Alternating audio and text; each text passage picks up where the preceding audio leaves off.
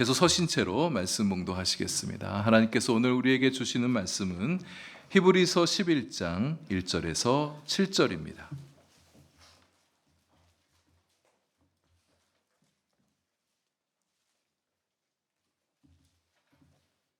신약성경 365면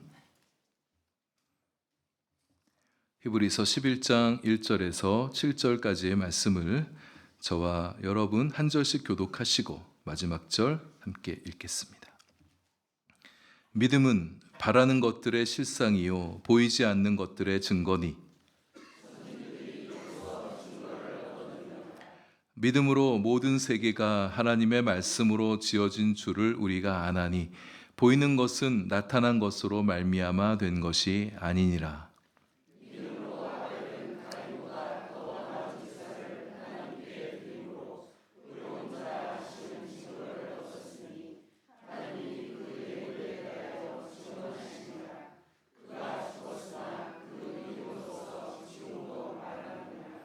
믿음으로 에녹은 죽음을 보지 않고 옮겨졌으니 하나님이 그를 옮기심으로 다시 보이지 아니하였느니라.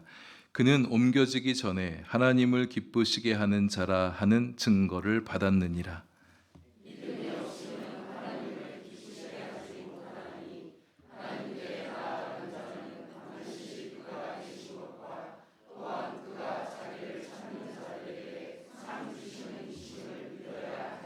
함께합니다.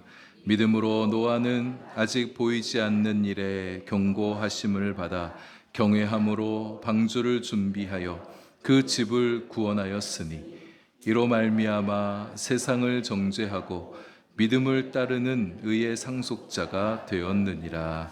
아멘. 기도하겠습니다. 하나님, 이제 말씀의 귀를 기울입니다. 우리 영혼을 소성케 하며 힘이 되어주시는 말씀 잘 듣게 하여 주시고 우리 신앙이 좀 더 자라고 깊어지는 은혜가 있게 해 주옵소서. 예수님 이름으로 기도합니다. 아멘. 2달 만에 다시 히브리서로 돌아왔습니다. 소위 믿음장이라고 불려지는 히브리서의 11장 말씀을 이제 여러 주에 걸쳐서 함께 말씀을 나눠가게 될 텐데요. 우리는 히브리서 11장에서 믿음의 진수를 맛보게 됩니다. 믿음이란 뭔지, 믿음으로 살아간다는 것은 어떻게 살아가는 것인지를 잘 배울 수 있게 되어집니다. 저나 우리 성도님들 모두 이 히브리서 11장 말씀을 통해서 믿음이 더 깊어지고 더 풍성해지고 더 자라가는 그런 은혜가 있게 되기를 바랍니다. 우리에게 믿음은 대단히 중요한 겁니다. 우리는 믿음을 발휘하여 구원에 이르도록 부름받은 사람들이죠. 믿음 없이는 구원에 이르지 못합니다. 앞에 10장 말미에서 선포되었죠. 예수 그리스도를 구주로 믿는 우리는 우리의 영혼을 구원함에 이르게 하는 믿음을 가진 사람들이다. 뒤로 물러가 멸망할 자가 아니다. 만약 우리가 믿음의 길을 걸어가다가 믿음을 저버리고 뒤로 물러나게 되어진다면 그에게 기다리는 것은 멸망입니다. 우리가 이런 사람들인데, 이런 믿음을 가진 사람들인데, 근데 세상은 우리의 이런 믿음을 종종 시험하죠. 뒤로 물러나게 하려는 것입니다. 우리 주님은 우리의 믿음을 대단히 좋아하시는데 사탄은 우리의 믿음을 싫어해요. 그래서 자꾸 믿음을 공격합니다. 우리의 믿음이 떨어지게 하고 우리의 믿음이 물거지게 하고 믿음이 힘을 잃어가도록 여러 가지 방법으로 우리의 믿음을 공격하고 미혹하는 거예요. 최종 목표는 우리의 마음 안에서 믿음을 빼어나가는 것이죠. 빼어내는 것이죠. 그래서 믿음으로 사는 것이 쉽지만은 않습니다. 이 원수의 공격이 만만치가 않거든요. 그러나 우리는 염려하지 않죠. 왜냐하면 우리의 믿음은 주님 안에서 보호받고 있기 때문에, 주님의 능력으로 우리의 믿음을 붙들어주고 계시기 때문입니다. 그러나 내 쪽에서도 노력하셔야 돼요. 우리의 믿음이 약해지지 않도록 스스로 자신의 믿음을 격려하셔야 됩니다. 믿음이 약해지게 만드는 세상 쪽을 바라보지 말고 우리의 믿음을 강하게 만들어주는 주님 쪽을 바라보셔야 되는 거예요. 십자가 바라보시고 하늘 보좌 바라보시고 우리의 믿음을 붙들어주고 우리의 믿음이 타오르도록 불을 지펴주는 하나님의 말씀을 계속해서 바라보셔야 되는 겁니다. 믿음을 지속적으로 이어갈 수 있는 또 하나의 중요한 방법이 있습니다. 믿음을 실천하며 살아온 사람들, 믿음을 실천하며 살아가는 사람들을 보는 거예요. 그들을 바라볼 때 그들이 그렇게 살았으면 우리도 살 수 있는 겁니다. 저는 우리 한마음교회 성도님들이 믿음으로 잘 살아가는 그리스도인 다 될 수 있기를 축복합니다. 믿음으로 살아간다는 게 뭐냐? 도대체 믿음이 뭐냐? 우리 한마음교회 성도들을 보라고. 그렇게 말할 수 있는 우리 성도님들 되어주시면 좋겠어요. 히브리서 11장은 믿음으로 잘 산 분들을 소개하고 있어요. 성경에는 믿음의 모범이 되는 분들이 참 많이 있는데 히브리서 11장에 소개되고 있는 분들의 믿음 사례만 우리가 잘 묵상하고 숙고해 봐도 우리 믿음이 충분히 더 자라갈 수가 있습니다. 우리 히브리서 11장 말씀 깊이 있게 묵상하여서 우리 믿음이 한 계단 더 올라서게 되고 우리 믿음이 좀 더 무거워지게 되고 우리의 믿음이 여러분 성숙은 깊이와 관련이 되어지잖아요. 우리의 믿음이 더욱 깊어지는 그런 은혜가 우리 모두에게 있게 되길 바랍니다. 믿음의 인물들을 소개하기에 앞서서 먼저 믿음의 정의라고 말할까요? 믿음이 도대체 뭐냐? 1절이 말씀하고 있습니다. 믿음은 바라는 것들의 실상이다. 실상이란 말의 기본 의미는 실체라는 거예요. 믿음이 우리가 바라는 것들의 실체다. 내가 뭔가 바라는 것이 실체잖아요. 그것이 내게 주어지게 되어지면 그걸 실체를 갖게 되어지는 것 아닙니까? 우리에게 뭔가 이루어지길 바라는 그것이 그 무엇이 실체잖아요. 근데 믿음은 그것이 실체라고 선포되고 있어요. 현재 믿음 자체가 아직 실체는 아니지 않습니까? 내 손에 주어지지도 않았단 말이에요. 현실이 되어서 내 눈앞에 내 눈앞에 나타난 것도 아님에도 불구하고 믿음이 실체다 그렇게 선언할 수 있는 것은 그만큼 믿음이 확실한 것이기 때문이라는 거예요. 믿음이 있으면 실체를 얻은 것과 다름 아니다. 아직은 주어지지 않았지만 믿음이 있다면 실체가 머지않아 우리 앞에 나타나게 되어질 것이다. 이게 믿음이란 거예요. 그래서 실상이란 말을 우리는 확신, 확실함 또는 보증, 증거 이렇게 번역할 수가 있습니다. 실제로 그렇게 번역한 성경 버전들이 많이 있어요. 그래서 1절의 하반절에 다시 한번 부연하죠. 믿음은 보이지 않는 것들의 증거다. 믿음이 있다면 아직은 보이지 않지만 나타나게 될 것의 증거가 되어진다는 거예요. 보이지 않는 일들이 확실히 이루어질 것이라고 말해주는 증거가 믿음이라는 거예요. 우리에게 믿음이 있다면 이제 장차 그 일이 일어나겠구나. 그렇게 믿을 수 있다는 것이죠. 우리는 인생의 불확실성 속에서 살아가면서 우리 안정된 미래를 바라잖아요. 더 나은 미래가 될 것을 소망합니다. 그런데 마음 한켠에 항상 그런 마음들이 있어요. 내가 바라는 것들이 이루어지지 않을 수 있다는 그런 불안한 마음들을 우리가 안으며 살아가고 있습니다. 그래서 우리에게 미래가 확실하다는 보증만 되어진다면 우리 마음 평안할 수 있겠죠. 힘든 중에도 인내하며 나아갈 수 있겠죠. 현실의 무게가 우리를 짓누르더라도 위축되어지지 않고 담대하게 앞을 향해 나아갈 수 있겠죠. 그렇게 우리의 미래를 보증해주는 능력이 믿음이다 말씀해주고 있는 거예요. 놀라운 거예요. 우리 믿음을 갖는 자들 되기 원합니다. 믿음을 가진 자는 담대해요. 여러분 주변에 믿는 사람들 보세요. 잘 믿는 사람 보세요. 얼마나 담대합니까? 똑같이 삶이 힘든데 그들은 웃습니다. 웃으며 살아갑니다. 실패를 경험하고 실수하고 낙담할 수 있는 상황인데 주저하지 않고 다시 일어나 걸어갑니다. 포기하지 않고 인내해요. 원망하지 않고 불평하지 않고 우울함에 사로잡히지 않고 그 실패에서 배울 점을 찾아요. 교훈을 얻죠. 그리고 다시 희망의 깃발을 어디엔가 꽂으며 살아가는 사람들, 다시 앞을 향해 살아가는 사람들이에요. 그들은 보는 것이 다르기 때문에 그렇습니다. 믿음 없는 사람들은 힘든 일 만나면 고개를 떨고요. 아래를 바라봅니다. 그러나 믿음 있는 사람들은 위를 바라보죠. 믿음 없는 사람들은 뒤를 자꾸 돌아봅니다. 그래서 후회하고 한탄하며 살아갑니다. 그러나 믿음 있는 사람은 앞을 바라보죠. 그래서 다시 꿈을 꾸며 살아가는 겁니다. 믿음의 선진들이 그렇게 살았어요. 그들이 보여준다고 말씀하잖아요. 믿음이 진짜 실상이 되는 사례들을 보여준다는 거죠. 그들의 믿음이 어떤가를 우리에게 보여주면서 야, 이런 믿음 갖고 살아가면 실제 믿음이 바라는 것들을 이루면서 살아가는구나라는 것을 보여주는 게 이 믿음의 선진들이라 말씀해주고 있습니다. 그러니 우리도 믿음으로 살아가는 거예요. 우리가 바라는 그곳으로 나아갈 수 있도록 해주는 게 믿음입니다. 이 믿음 갖고 살아야겠어요. 근데 여러분 잘 아시겠지만 이 믿음은 자기 자신을 믿는 믿음이 아닌 것이죠. 자기 자신을 믿는 것은 언젠가 쓰러질 모래성을 쌓아가는 것입니다. 바람 한번 세게 불면 넘어지기 쉬운 게 모래성이잖아요. 오늘 본문의 믿음에 관한 진술의 핵심 포인트는 구원에 있거든요. 믿음은 바라는 것들의 실상이다. 구원을 바라게 되어질 때 믿음을 가진 자는 그 구원이 언젠가 실체가 되어서 우리 앞에 다가오게 될 것이다. 이것을 말씀해 준 대목입니다.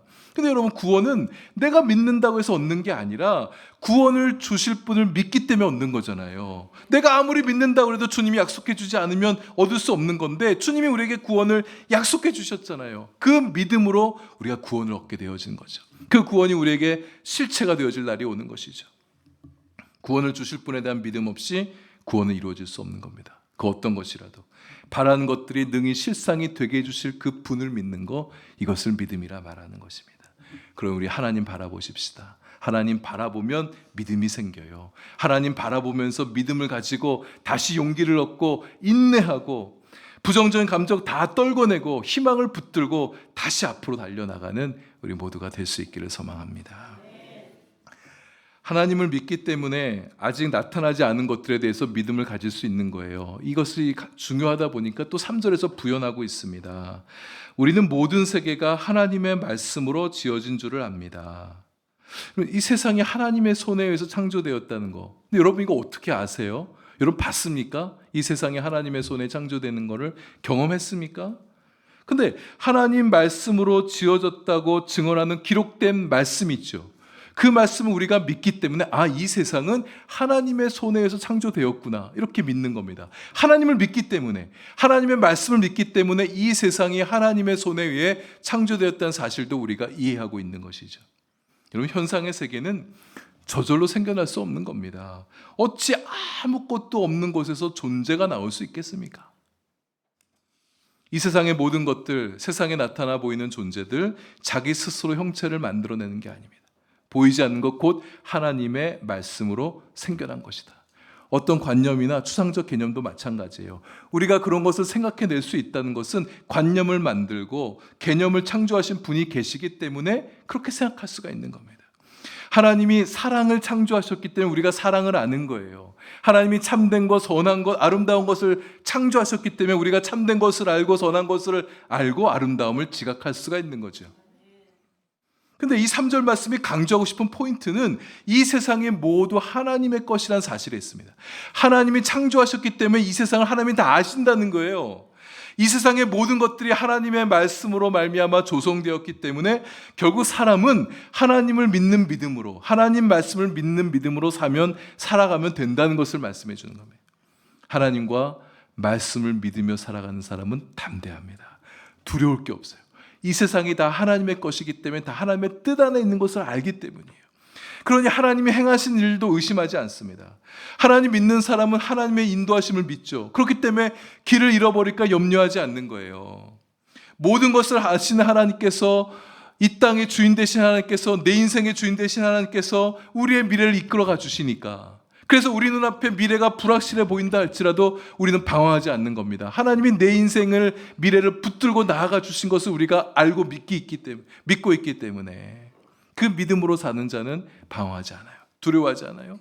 불안해하지 않습니다. 하나님 말씀의 모든 것을 만들어내신 것을 믿는 사람은 말씀에 거침없이 순종합니다. 말씀에 좀 불순종하기도 해야 세상이 좀 다루기 쉬운 사람이 되는데, 현실이 어떠하든 말씀에 직진하니까 세상이 감당하기 힘든 사람이 되는 거예요. 세상이 감당하기 힘든 사람은 어떤 사람들이냐? 하나님 말씀에 직진하는 사람들이며, 말씀에 거침없는 순종이 어떻게 가능하냐? 하나님 말씀으로 세상을 선하게 창조하셨다는 사실을 다시 한번 기억하면 되는 거예요. 창세기 1장에 하나님이 모든 만물을 창조하시고 나서 보기 좋으셨다, 이렇게 말씀하셨잖아요. 하나님이 창조하신 모든 것들이 좋은 것들입니다. 선하고 아름다운 것들이에요. 매력 있는 것들이에요. 하나님께서 내게 말씀하신 것도, 그래서 내 안에 새롭게 창조하기 원하시는 것들도 다 좋은 것들인 거죠. 토부의 하나님, 반드시 좋은 것, 선한 것을 내 앞에 가져다 주기 위해서 나에게 무엇인가 말씀하신 하나님이신 겁니다. 당장에는 그래서 쓴 말씀처럼 여겨져도 그 말씀이 꿀과 송이꿀처럼 달게 된 단 말씀이라는 것을 느끼게 하실 거예요. 당장에는 순종이 부담돼도요, 기꺼이 순종해 보십시다. 순종이 반드시 축복이 되는 것을 경험하게 하실 분이십니다. 이제 믿음으로 살았던 실제 인물들 살펴보십시다. 오늘 3명을 좀 볼 텐데, 제일 먼저 소개되는 분은 아벨입니다. 아벨은 예배의 본을 보여준 분이에요. 믿음으로 살아가는 사람은 하나님을 예배한다고. 믿음으로 살아가는 사람에게 가장 중요한 것이 예배다, 이렇게 말할 수 있겠습니다. 하나님 믿는 그 믿음은 예배로 표현되어집니다. 믿지 않으면 예배 못하잖아요. 그리고 예배하면서 믿음이 더 강화되어져 가죠. 그러니 우리가 예배를 중요하게 생각하셔야 됩니다. 예배하면서 우리 믿음이 자라가는구나. 근데 예배를 해도 그냥 예배에 참석하는 것과 믿음으로 예배하는 것은 너무 다른 일입니다. 하나님은 우리가 믿음으로 예배하기를 바라세요. 믿음으로 예배하는 자를 의롭다 말씀해 주신 분이십니다. 아벨이 가인보다 더 나은 제사를 드렸다고 얘기하잖아요. 이게 창세기 4장에 나온 얘기인데, 가인과 아벨 이 형제는 똑같은 장소에서 둘이 똑같이 다 수고하여 거두어들인 소산으로 하나님께 제물을 드렸습니다. 근데 하나님이 아벨의 예배만 받으시고 가인의 예배는 거절하셨어요. 아벨과 그의 예물은 받으셨는데 가인과 그의 예물은 거절하셨다, 이렇게 말씀합니다. 여러분, 이 말씀이 좀 충격적으로 느껴지지 않습니까? 하나님께서 누군가의 예배와 예물을 거절하실 수 있다는 거예요. 우리의 거룩한 긴장감을 일으키죠. 하나님 받으시는 예배가 있구나. 우리 하나님 받으신 예배를 드려야겠어요. 우리 이렇게 일주일에 한 번씩 주일날 나와서 예배할 때 하나님이 받으시는 예배, 하나님이 기뻐하시는 예배, 우리가 드리는 예물도 하나님이 기뻐 받으시는 예물이 되게 해야 되지 않겠습니까? 아벨이 양의 첫 새끼를 드렸기 때문에 하나님의 예배를 받으시고, 가인이 땅의 소산물, 곡식으로 제물을 드렸기 때문에 안 받으셨다? 이거 좋은 해석이 옳은 해석이 아닙니다. 예배의 종류가 문제가 되는 게 아니에요. 물론 어린 양의 제사가 하나님이 기본적인 제물로 지정해 주신 제사 방식이지만 소제도 있잖아요. 곡식의 제사도 있습니다. 무엇을 가지고 예배했느냐가 문제가 아니라 어떤 마음으로 했느냐. 예수님 이야기에서 이게 분명히 드러납니다. 성전에 예수님이 계실 때 부자들이 많은 헌금을 한쪽에서 하고 있었어요. 그 어떤 가난한 과부가 두 동전, 얼마 되는지 모르겠지만 작은 동전 2개를 헌금하는 것을 보면서 예수님께서 저 여인이 많은 것을 헌금했다, 그렇게 말씀하셨습니다. 주님 보신 게 다른 거예요. 돈 많이 낸 사람 보고 칭찬하신 게 아니라 작은 것일지라도 그 여인의 마음을 보셨던 하나님, 중심을 보셨던 예수님이셨던 거였죠. 아벨은 하나님 앞에 마음을 드렸던 예배자였을 것입니다. 정성을 다해서 예배한 거예요. 그러나 가인에게는 그 마음이 없었던 거예요. 믿음으로 드리지 않았던 것입니다. 아벨은 마음이 담긴 예배, 믿음으로 드린 예배를 드렸던 거예요. 여러분, 우리의 마음 안에도 이런 예배가 있어야겠어요. 우리의 마음을 드리는 것, 우리의 믿음을 드리는 예배, 우리의 중심을 하나님께 향하여 드리는 예배, 우리가 드려야 될 예배의 모습입니다. 아벨의 예배와 가인의 예배는 예배 후에 극명한 차이를 보입니다. 하나님께서는 예배 후에 우리의 모습도 주목해 보시는 분이세요. 가인의 예배를 거절하신 이유는 예배 후에 가인이 보이는 모습에서도 드러납니다. 예배 후에 하나님께서 자신의 예물을 받아주시지 않은 것으로 인해서 가인이 안색이 변하고 분노했다, 이렇게 얘기합니다. 하나님이 자신의 예배를 거절하신 것에도 화가 난 거예요. 기분이 나빠지게 된 거예요. 근데 자신의 예배를 받지 않으신 게 그게 하나님 탓입니까?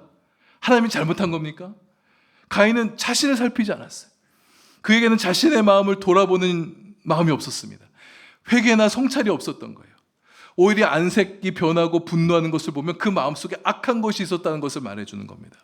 여러분, 마음이 선한 사람은요, 마음의 중심이 하나님을 향해 있는 사람은요, 마음이 겸손한 사람은 하나님이 자신의 예배를 거절하면 애통해합니다. 하나님이 어찌하여 내 예배를 받지 않으셨을까?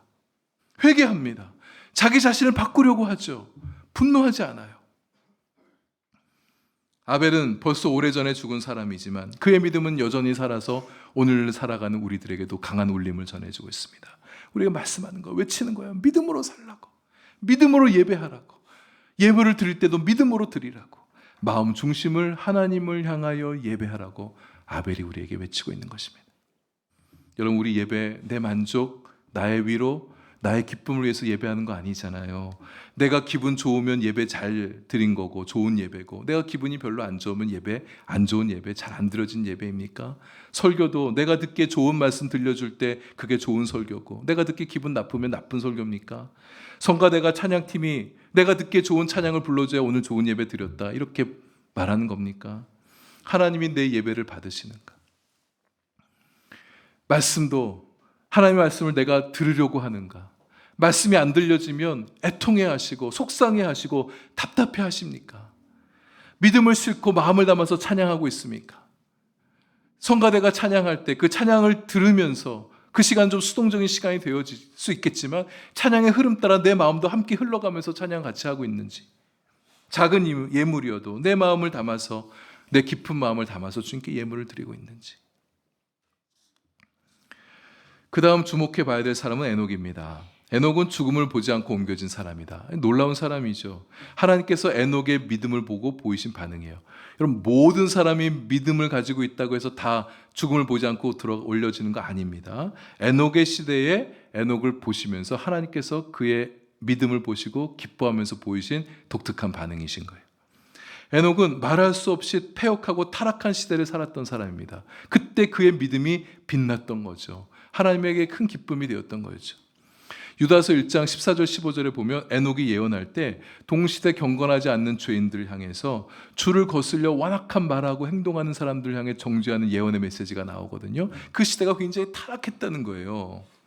창세기 5장을 보면 에녹이 그런 시대를 살아가는 중에 65세가 되었을 때 급격한 인생의 전환점을 맞이합니다. 그리고 그 이후에 365년을 살았다고 얘기하는데 300년을 하나님과 동행했다 이렇게 얘기합니다. 65세 후에 그의 인생의 전환점이 생겼나? 그때는 그의 아들 무두셀라를 낳았을 때였거든요. 성경이 정확하게 얘기를 해주고 있지 않아요. 무두셀라를 낳은 것과 그의 인생의 전환점이라는 게 무슨 상관관계 있는지 잘 모르겠지만 하나의 설득력 있는 가정은 하나님이 주신 이 귀한 아들, 여러분 누구든지 간에 자기 자식을 보면 귀하게 느껴지잖아요. 그가 패역한 시대 속에서, 정말 타락한 그대 시대 속에서 패역한 사람으로 살게 하면 안 되겠다 이런 마음이 들었을 것 같아요. 그러기 위해서 나 자신부터 바른 신앙의 본을 보여주겠구나 이런 마음이 에녹의 마음에 들지 않았었을까 이렇게 생각해 볼 수 있겠습니다. 그 에녹의 신실한 믿음이 대를 이어가 3대가 지난 후에 증손자 노아가 탄생합니다. 노아처럼 훌륭한 믿음의 사람이 나오게 되어진 것은 그 위를 거슬려 에녹에서부터 그 믿음이 흘러왔다고 볼 수가 있는 거예요. 여러분, 여러분의 자녀들이 신실한 믿음의 사람이 되길 바라십니까? 그러면 나부터, 우리 부모된 우리부터 믿음의 본을 보여주셔야 돼요. 우리의 믿음은 작은데 자녀들의 믿음이 굉장히 크고 좋다. 할렐루야죠. 찬양할 일이죠. 우리 또 그렇게 되길 기도하기도 해야겠죠. 그러나 내 믿음이 좋으면 그 좋은 믿음이 우리 자녀들에게 흘러가게 되어지기 마련인 거예요. 하나님께서 에녹의 믿음을 얼마나 좋게 보셨으면 죽음을 보지 않고 그를 데려가셨을까? 하나님께서 에녹의 믿음을 기뻐한다고 말씀하셨는데 그 에녹의 믿음의 본질이 뭐냐? 실체가 뭐냐? 하나님과 동행하는 믿음이었다는 거예요. 에녹은 65세에 그 인생의 전환점을 맞이한 이후에 300년 동안을, 무려 300년 동안 하나님과 동행하며 살았다 이렇게 얘기합니다. 이 하나님과 동행한다는 말의 원어적 의미를 보면 마음을 합하여 나란히 걷는다는 뜻입니다. 보폭을 같이 한다는 거예요. 함께 걸어간다는 거예요. 하나님보다 앞서지 않고 하나님보다 뒤처지지 않고 하나님 곁에 나란히 붙어서 하나님과 함께 보폭을 맞추며 걸어갔던 거예요. 세상 버타며 살아가지 않고 하나님과 짝하며 살아갔다는 거예요. 은혜 받으면 그때 잠깐 하나님 곁에 붙어 있다가 또 은혜가 떨어지면 또 자기 살 길 살아서 자기 가고 싶은 길 또 걸어가는 사람이 아니고, 기분 좋으면 하나님 곁에 붙어 있다가 기분 또 나쁘면 하나님 멀찍이 떨어진 사람이 아니고, 늘 하나님 곁에 붙어서 하나님과 나란히 인생의 길을 걸어갔던 사람, 그게 에녹이었다는 거예요. 뜻이 같아야 동행이 되겠죠. 아모스 3장 3절에 보면 두 사람이 뜻이 같지 않은데 어찌 동행하겠느냐 이런 말씀이 있습니다. 하나님과 에녹의 뜻이 같았던 거예요. 300년을 뜻을 같이 하여서 함께 하나님과 함께 인생을 살았다는 거죠. 믿음 없이 하나님과 동행할 수도 없겠죠. 믿음 없는데 어떻게 동행합니까? 믿음 없는데 어떻게 뜻을 같이 하겠어요? 믿지 못한 사람과 어떻게 뜻을 같이 할 수 있겠습니까?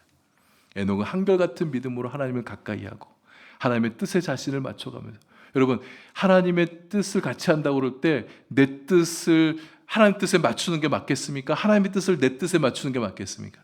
하나님의 뜻에 내 뜻을 맞춰야 그게 잘된 인생이 되겠죠.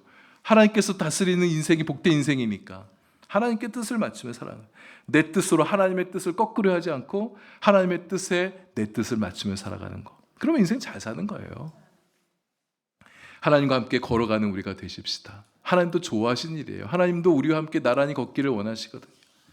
우리 변함없이 하나님을 동행했던 에녹처럼 우리도 300년까지는 아니지만 우리 남은 인생 30년, 50년, 80년 늘 주님과 함께 동행하며 살아가는 우리 인생들 되기를 바랍니다. 세 번째 믿음의 인물, 이제 노아 4로 넘어가기 전에 6절을 좀 보고 가야겠습니다. 6절에 믿음에 관한 아주 중요한 말씀을 들려주고 있는데요. 하나님께서 에녹을 기뻐하신 이유가 그의 믿음 때문이었는데 그의 믿음으로부터 믿음에 관한 아주 중요한 메시지가 흘러나오고 있습니다. 두 가지를 얘기하죠. 하나님께 나아가는 자는 믿음이 있어야 나아가게 되는데 반드시 하나님이 계신 것을 믿어야 된다. 하나님이 계신 것을 믿어야 나아갈 수 있겠죠. 그리고 하나님은 자기를 찾는 자들에게 상 주시는 분이라는 사실을 믿어야 된다. 이 두 가지를 말씀하고 있습니다. 살아계심을 믿지 못하면 나아가지 못하겠죠. 에녹이 하나님과 동행할 수 있었던 것은 그가 하나님이 살아계시다는 것을 믿었기 때문입니다. 하나님을 늘 의식하며 살았기 때문에 하나님과 동행할 수 있었던 거예요. 우리도 그래야죠. 하나님의 살아계심을 믿고 하나님을 늘 의식하며 살아가는 거, 그게 믿음의 삶입니다. 그리고 하나님을 찾는 자에게 만나주신 하나님이세요. 문을 두드린 자에게 그 문을 열어주시고 구하는 자에게 문을 열어주시고 찾는 자에게 찾아주게 하신 하나님이시죠. 주님이 주시는 축복을 받아 누릴 수 있는 사람, 그런 자에게 하나님께 상을 주신다고 말씀하세요. 주님이 주시고자 하는 가장 큰 상이 뭐겠습니까? 구원의 상이죠. 영생의 상, 축복의 상. 찾는 자에게 그 상을 주시겠다고 말씀하셨어요. 우리가 주님을 믿고 의지하고 주님을 찾으며 살아갈 때 우리를 위해서 예비된 그 구원이 우리의 것이 되어진 날이 올 것입니다. 우리 계속해서 믿음으로 하나님 찾으시고 구하시고 믿음으로 하나님 의식하며 살아가는 우리가 되는 것, 이것이 믿음으로 살아가는 삶인 것입니다. 마지막입니다. 노아의 믿음이 정말 놀랍죠. 그의 믿음은 믿음으로 예배한 아벨이나 믿음으로 하나님과 동행하며 살았던 에녹 못지않은 믿음입니다. 어쩌면 더 놀랍다고 말할 수 있어요. 왜냐하면 노아는 하나님이 주신 어떤 명령에 아주 황당하게 느껴질 수 있는 명령에도 순종했던 사람이었으니까요. 창세기 6장 얘기인데 노아는 아직 보이지 않는 일의 경고를 믿음으로 받아듣던 사람입니다. 뭔가 보여지면 그것에 대해서 명령하면 순종하기 쉬워지는데 아직 이루어지지 않은 일, 전혀 보이지 않는 일, 실현 가능성 없어 보이는 일에 대한 경고를 받아들였던 사람이에요. 뭐냐? 세상 사람들이 악에서 돌이키지 않으면 대홍수 심판을 하시겠다고 주님이 말씀하셨거든요. 그 경고의 행위로 산에서 방주를 지어라 명령하셨습니다. 비가 내려 땅을 물에 다 온통 잠기게 할 것이니까 방주를 짓고 방주에 들어가는 자는 살 것이다, 이렇게 말씀하셨어요. 여러분, 이게 이성적으로 쉽게 이해가 되겠습니까? 믿어지겠습니까? 산에서 배를 만들라고? 그런 모습을 보는 세상 사람들 얼마나 노아를 우스꽝스럽게 여겼겠습니까? 저 미친 거 아닌가? 지금 뭐 하고 있는 거지? 비가 아무리 내려도 산을 다 덮을 만큼 비가 어떻게 내릴 수 있을까? 노아의 행동이 어리석게 보이는 겁니다. 근데 노아는 순종해요. 그의 용기가 참 놀랍죠. 어떻게 이것을 해낼 수 있을까? 그의 인내도 놀랍습니다. 하나님께서 만들라고 규격까지 정해주셨잖아요. 그 배, 방주, 이런 돛담배 만드는 거 아닙니다. 엄청 큰 수많은 동물들이 들어갈 방주를 만드는 거였어요. 그래서 창세기 6장 3절에 보면 120년이 걸리는 공사였던 거예요. 사람들의 비웃음을 견뎌내고 힘들고 고된 그 오랜 세월, 그 방주 작업에 매달릴 수 있었던 이유는 오늘 본문도 말씀해 주고 있는데 그가 하나님을 경외했기 때문입니다. 그가 불가능해 보이는 일들을 해낼 수 있었던 것은 그가 하나님을 경외했기 때문에, 세상 사람들이 조롱하고 있는 일이라 할지라도 해낼 수 있었던 것은 그가 하나님을 경외했기 때문에, 하나님은 진실하신 분이시고 하나님이 하시겠다면 하는 것이고 하나님은 모든 것을 능하게 하신 분이라는 사실을 믿었기 때문에 그가 순종할 수 있었던 거예요. 결국 믿음 붙들고 방주 안에 들어간 그는 살았죠. 믿음을 따랐던 노아는 의의 상속자가 되었습니다. 하나님을 따르는 게 의로움이잖아요. 의로운 자에겐 구원이 임합니다. 믿음을 따라 의의 상속자가 된 노아는 방주에 들어가 구원을 얻게 된 것입니다. 그러나 하나님의 경고를 우습게 여기고 하나님의 명령을 거부했던 사람들은 결국 정죄를 받고 대홍수 심판을 받아 다 침몰되어 죽게 되었죠. 노아의 믿음이 우리의 믿음의 강력한 도전이 되어집니다. 세 가지를 간단히 정리하고 말씀을 마무리하겠습니다. 첫째, 믿음이 없으면 정죄가 임합니다. 사실 무서운 말이에요. 믿음을 갖지 않으면 정죄를 받는다. 정죄받는다는 죽죠. 왜냐하면 죄의 삭은 사망이니까. 그러나 믿음이 그 정죄를 풀어냅니다. 믿음이 사망을 이기는 능력이 되어집니다. 믿음을 따르는 이에게는 정죄가 아니라 의가 임하게 되어져요. 하나님께서 그에게 의를 선물해 주셔서 의의 상속자가 되게 해주시는 거예요. 우리 모두 믿음을 가지고 의의 상속자가 되어서 이 땅에서도 의를 누리며 살아가고 장차 우리 앞에 놓여질 의의 완전한 나라, 그 나라 들어가 살아가는 우리 모두가 될 수 있기를 바랍니다. 두 번째, 노아에게서 돋보이는 믿음의 태도가 경외함입니다. 여러분, 믿음 신실한 사람들에게는 이 경외함이 있어요. 노아뿐만 아닙니다. 하나님을 믿는 사람은 하나님을 경외하게 되어져 있습니다. 하나님을 경외하게 되는 사람은 하나님을 신뢰하죠.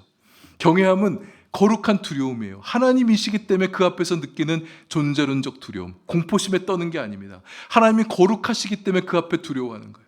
하나님을 가볍게 여기지 않는 겁니다. 하나님을 무겁게 여기는 마음이에요.